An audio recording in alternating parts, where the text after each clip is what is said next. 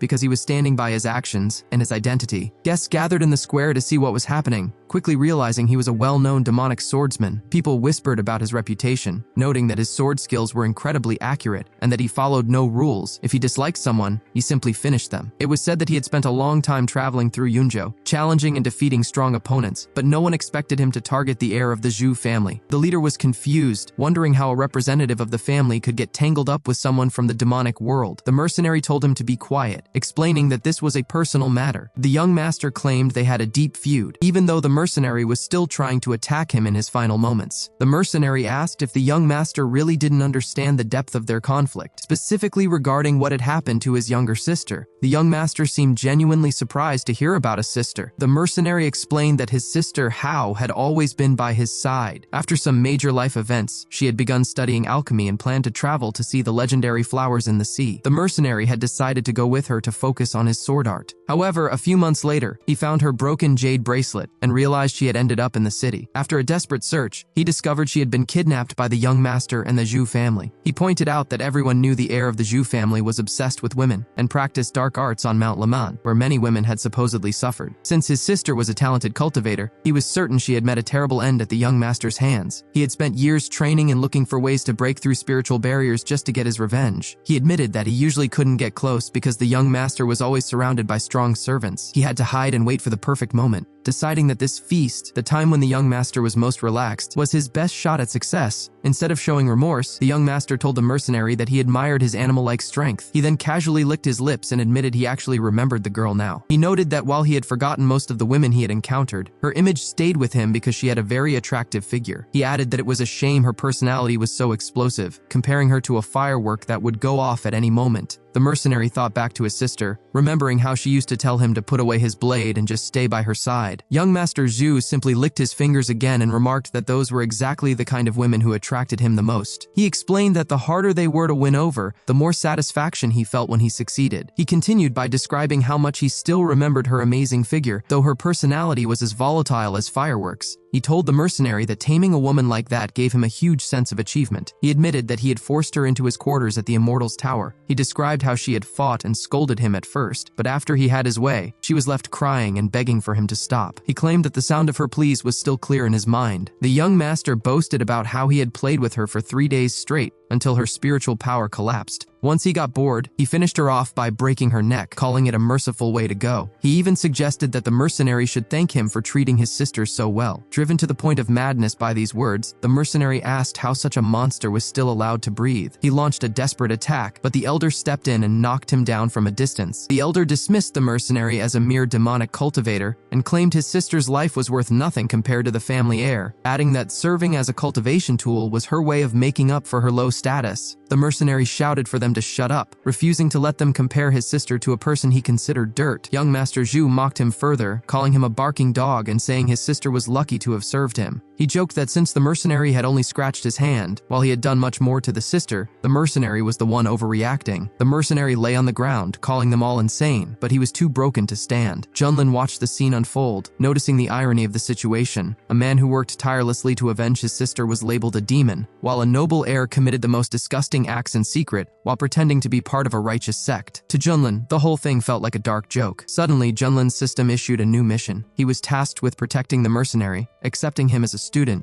and convincing the Zhu family ancestor to personally finish off his own heir. In return, the ancestor would be grateful, and Junlin would receive a powerful new martial art along with 10 spiritual crystals. Junlin was happy about the reward but found the mission requirements completely wild. He realized he had to find a way to make an old man destroy his own grandson, and then act like he was doing him a favor. Just as young Master Zhu raised his sword to finish the mercenary, the young master swung his blade with full force, but Junlin simply blocked the strike with his bare hand. Young Master Zhu looked at Junlin in shock and demanded to know what he thought he was doing. The elder was also stunned, questioning if the Xuantian sect was actually trying to protect a demonic cultivator. He asked if Junlin realized he was on Zhu family land, and pointed out that his actions were a huge insult to their reputation. The elder then asked why Junlin was stopping their young master from finishing off a criminal. Junlin simply replied that he felt like it, and announced that he was taking the man on as his new apprentice. He warned them that if anyone tried to mess with the guy, they would have to deal with Junlin personally. The guests watched the scene with wide eyes, whispering that Junlin must be crazy for saying such a thing out loud. Even the mercenary Li stood up and told Junlin that since he was already famous throughout the eastern region, he shouldn't risk everything for just one person. Elder Zhu grew even angrier and told Junlin to think carefully, promising that if he left right then, they would act like the whole thing never happened. Li also begged Junlin to leave, expressing his gratitude and promising to repay the kindness in another life. Even Hong stayed back, sympathizing with Li but thinking it was foolish to risk everything for a stranger. Suddenly, Junlin turned to Hong and asked how long he was going to just stand there. He ordered him to come over immediately and protect his new younger brother. Hong was startled but agreed, though he secretly wondered what on earth his master was planning. Elder Zhu wasn't about to back down. He shouted that the two of them must think his family was an easy target. He unleashed a massive wave of energy that could be felt all the way to the edge of the city. Xiao Yao noticed that his own spiritual energy felt frozen by the pressure, and Xiaoxi quickly hid behind Hong in fear. Meanwhile, Junlin was actually hoping the old man would strike him soon. The mission wasn't finished yet, and he knew that facing a higher level opponent meant his rewards were guaranteed. Just as Elder Zhu prepared to move, he heard a strange sound. He wondered if another pseudo-immortal had arrived and assumed it was Junlin's backup plan. Junlin looked around, trying to spot the newcomer, while the elder barked out, asking who was there. At that moment, Junlin's presence shifted. He seemed to transform into a holy emperor, rising into the sky and looking down on everyone. He mocked the elder, questioning which venerable mentor thought they were so special. He pointed out that the elder had only just reached the pseudo-immortal stage and threw this banquet just to show off, only for someone stronger to show up and steal the spotlight. Suddenly, a man appeared and introduced himself as Dao Yuan from the Huazan sect. One of the warriors recognized the name, noting that Yuan was the strongest master in Huazan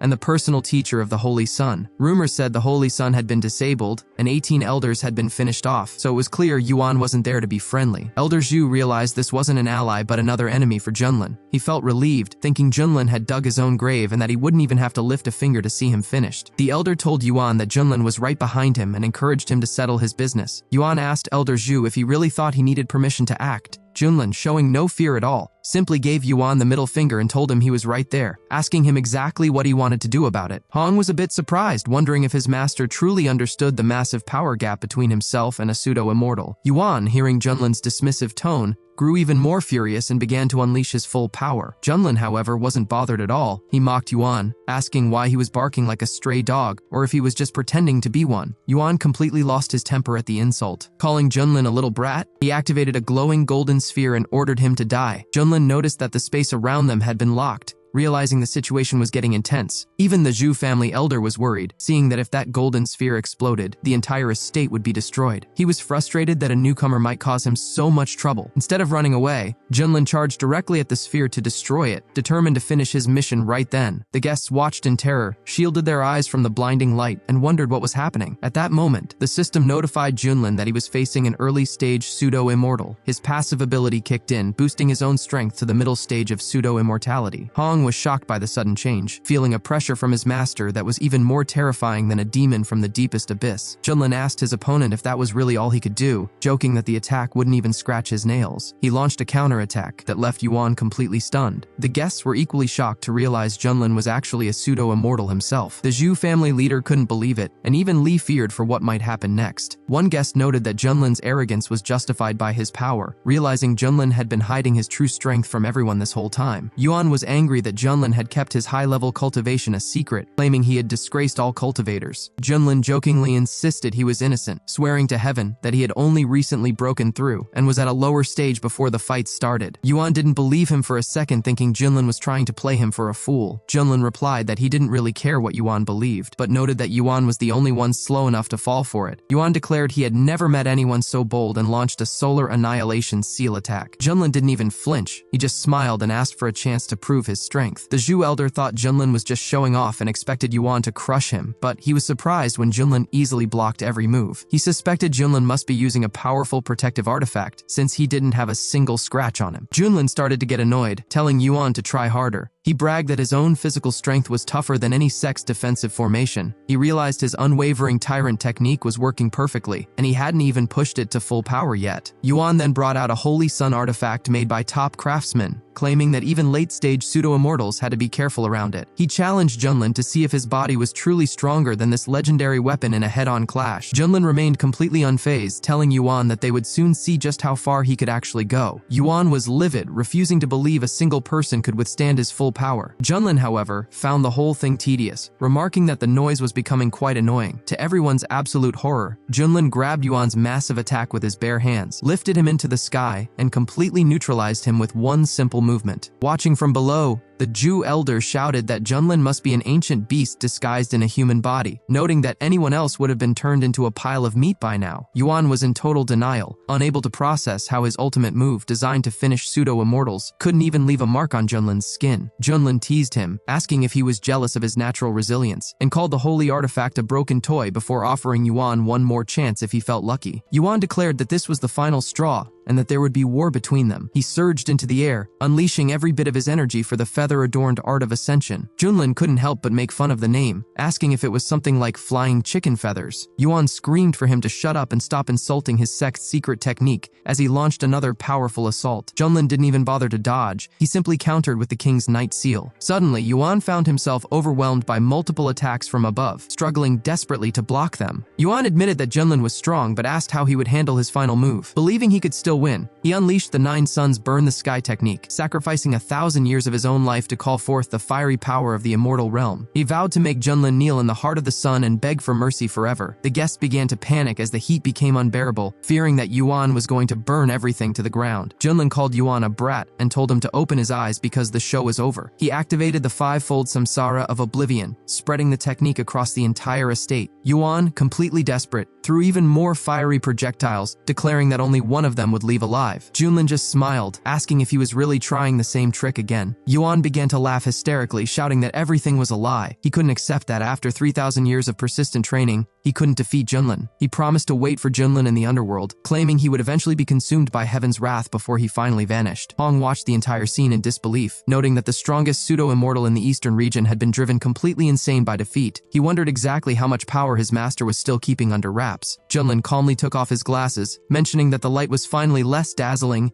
and it was time to wrap up the quest. He descended to the ground and approached Elder Zhu. The Elder, now completely humbled, told Junlin that his divine power was truly inspiring and expressed his deep admiration. He nervously asked if Junlin had any further instructions. Junlin looked at him and asked if he had any objections to his new disciple. The Elder quickly replied that he wouldn't dream of objecting and begged for mercy. Junlin then pointed out that his new student, Li, had been humiliated and mistreated by the Zhu family. He asked if the Elder agreed that, as a teacher, he should help his student get revenge. The Elder immediately agreed that it was perfectly reasonable and justified, though he nervously wondered exactly what Junlin planned to do next. Junlin stated that his initial thought was to finish every member of the family right there. The Elder was stunned and asked for clarification, unable to believe what he was hearing. Junlin calmly asked if the demand seemed like too much, noting that life for the people on the Jingjiang Islands had become incredibly difficult. He pointed out that many were dissatisfied with how the Zhu clan had been running things and asked how those problems were supposed to be fixed. Elder Zhu begged for the requirements to be lowered, mentioning that many in his clan were innocent. Junlin shot back that while the old man had only lost some followers, his disciple had lost his actual sister. He called the Elder a heartless old man for showing no mercy until it was his own people on the line. The Elder lowered his eyes, asking Junlin to look at him and his son, pleading for mercy and admitting he couldn't bear to lose his own child. Junlin turned around and told the Elder to get up. He said that if he were to go his own way and show a bit of mercy, then the Elder must at least remove the main cause of all these disasters. The old man realized what had to be done and agreed, stating he couldn't stand the situation any longer and would deal with the source of the trouble. He asked if Junlin was serious, knowing that wiping out the whole clan was a heavy burden, but that removing the specific culprit was a different matter. Elder Zhu then turned toward his own son, but instead of talking, he immediately fired a powerful electric beam. The young master was terrified, asking his father what he was doing and what was supposed to happen next. Junlin watched and told the old man it seemed like he was questioning his own assumptions, offering to help explain the situation if needed. The old man mentioned the saying that children don't teach their fathers, calling it an interesting thought. Junlin agreed, and the Elder promised that Junlin would be satisfied with the outcome. Suddenly, the Elder lunged at his son, grabbing him by the throat. Despite the young man's pleas, the Elder held on until the very end, finishing his own heir to save the rest of the clan. Once it was over, the Elder expressed his deep gratitude to Junlin for his kindness and generosity, thanking him on behalf of the entire family. Li, the mercenary, started laughing hysterically, seeing that those who acted like animals were finally punished. Junlin approached him and noted that while fate is often cruel, his enemies had finally been held accountable. He then asked Li if he was truly ready to become his disciple. Li fell to his knees in tears, declaring that he was ready to serve under Junlin's control. He stated that his destiny now belonged to the master and that he would do whatever was commanded of him. Junlin told him not to worry, welcoming him as a successful student. Junlin mused to himself that while the situation was intense, it had worked out miraculously. Since the initiation ceremony was complete, Junlin decided to give Li a new technique called the Mixed Heavenly Sword. As soon as Li received the ability, a flash of light appeared, and all the swords in the area were suddenly pulled toward him by the sheer force of the technique. Li looked at his hands in awe, realizing this was a true sword style that followed the way of heaven. He felt that every movement contained a will strong enough to crush the earth, making his previous skills look like nothing. He wondered again just how powerful this master truly was. Junlin told Li that he had been a bit too arrogant, but by granting him this art, he would truly be able to create his own destiny. Hong watched from the side with a bit of jealousy, noting how Li had gone from being a desperate outsider to a loyal follower in an instant. Hong felt his heart tremble at the power Junlin was displaying. everything. He knew that one serious blow from his master could destroy the void itself. He mused that fate was like a dog. If you didn't stop playing with it, it would eventually burn you. And Junlin possessed a fire from the underworld that could turn even a broken sword into smoldering ash. Suddenly, Lee began coughing and spitting out a dark liquid. Junlin explained that because Lee had used so many forbidden secret techniques in the past, his body was on the verge of collapsing. His foundation had been heavily damaged by internal resistance, and it looked like he might have to give up hope of ever recovering. To fix this, Junlin handed him a glowing orb and told him to eat the medicinal elixir inside, promising he would feel changes he never expected. Lee was confused. The medicine looked like a strange mushroom and seemed quite unusual. Junlin hoped the boy would trust him, noting that the elixir was infused with the smell of hatred for his country, which would help awaken the ancient demon blood hidden in his veins. Junlin told him that while there were harmful elements in his body making him feel weak, he shouldn't worry. Eating this dust-like elixir would set everything right. Lee swallowed the pill and immediately transformed into a terrifying monster, projecting a surge of strength that shocked everyone present. However, Lee turned to Junlin and admitted he felt incredibly tired. Junlin noticed that Lee now carried a strange and ominous presence that caused concern for everyone nearby. This aura,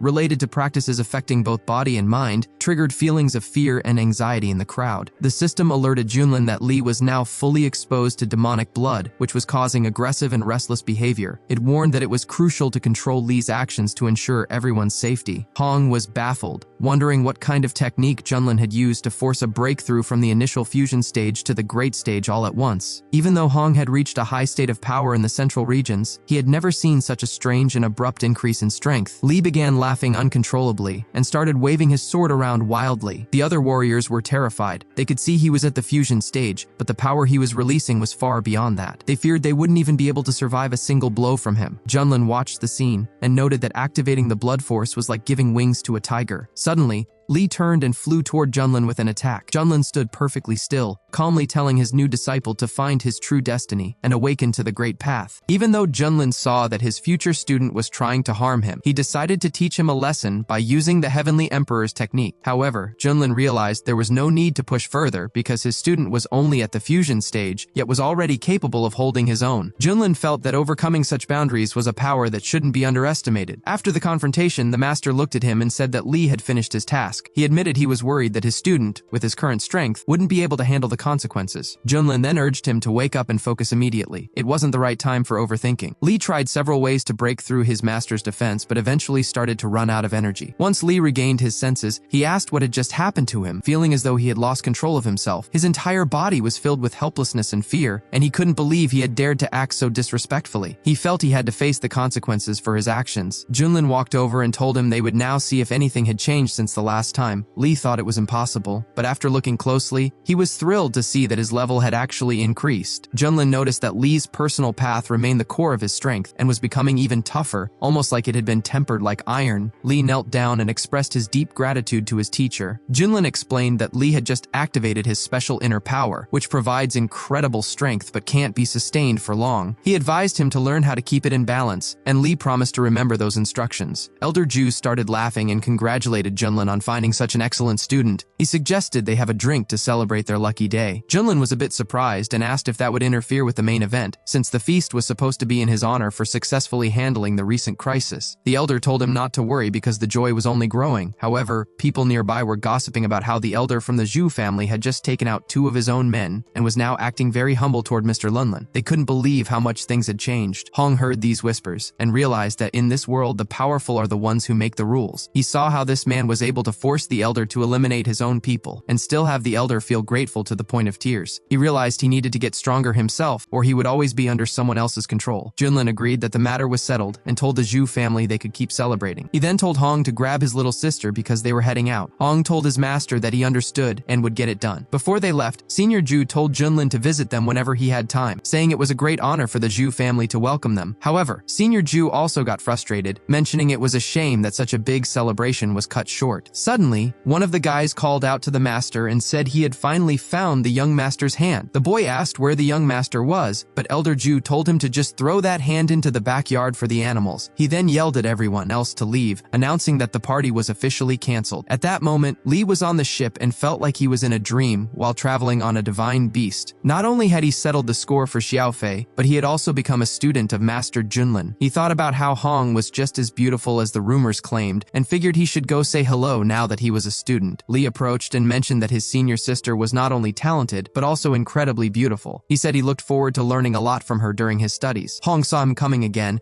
and wondered why men always acted this way. Originally, the master was annoyed after he had finished the Great Yuan. Now that he had taken on a student with such a high level, Hong felt it was getting harder to turn the situation around. Lee noticed Hong walking away and asked if he had said something wrong. But Xiaoxi came up and explained that people always get the older brother's gender confused. She mentioned that he really disliked it when people got his gender wrong. Xiaoxi realized she hadn't introduced herself yet, so Lee introduced himself as the teacher's new student from the Zhu house. Lee thanked her for the info and realized that was why Hong ignored all the men trying to impress him. It turned out he was a man as well. Lee felt like he had made a classic mistake. Xiaoxi told him that now he understood, and that was what mattered most. She added that it was a huge taboo for their older brother, Hong. Lee remarked that, as expected, the teacher was surrounded by unique people, including a handsome man and a cute Xiaoxi sister. She replied that she actually wanted to be like her older brothers, but was stuck in a body that was half mouse and half human. She admitted that she sometimes caused problems for the teacher because of this. Lee told his sister that she didn't choose this form and that he actually thought she was quite charming and unique. He mentioned that if it was a transformation issue, he had found a secret technique during his travels in the eastern region that might help her return to human form completely. He offered it to her if she was interested. Xiaoxi was delighted and said if it worked, she wouldn't be a burden to the teacher anymore. She excitedly told the teacher that she might be able to fully return to her human form. Junlin was surprised and joked that if that happened, he would miss her soft, fluffy head. She told the teacher not to worry because she would be able to change shapes whenever she wanted, and she could look however the teacher preferred. She then asked if they were really going back to the sect right now. Junlin was surprised by the question and said they definitely weren't going back yet. He wanted to show off his cool mount everywhere and ordered Kunpeng to speed up. After Kunpeng had been flying for several months, many people in the eastern region were shocked to hear about what happened at the Zhu family banquet, and the mystery surrounding Lord Yuan only grew. Meanwhile, in the eastern region of Kanzhou, the great Zhu dynasty was in the middle of a massive struggle. A fierce conflict was happening where warriors were fighting off monsters that had invaded their land. The warriors were determined to hold their ground at all costs. Just then, Lee looked down from the ship and told the teacher that creatures were attacking below. However, Junlin was busy playing a game of dominoes. Hong wondered how someone could be so bold as to ignore all the rules of the game to win instantly. He thought he had never met someone so shameless. Suddenly, Junlin told Hong he was too weak and had already lost, even though Junlin was barely using a fraction of his effort. Hong argued that to use a siege machine you needed a platform, and its movement was limited, something even a child would know. Junlin countered that it was a hammer thrower, not a siege cannon, and asked if that didn't work. He then joked about flying away with the mortar, making Hong feel like Junlin was the one breaking all the rules. Junlin noticed the look on his student's face and asked if he doubted his strategic skills. Hong quickly said he wouldn't dare. Junlin then turned to Xiaoxi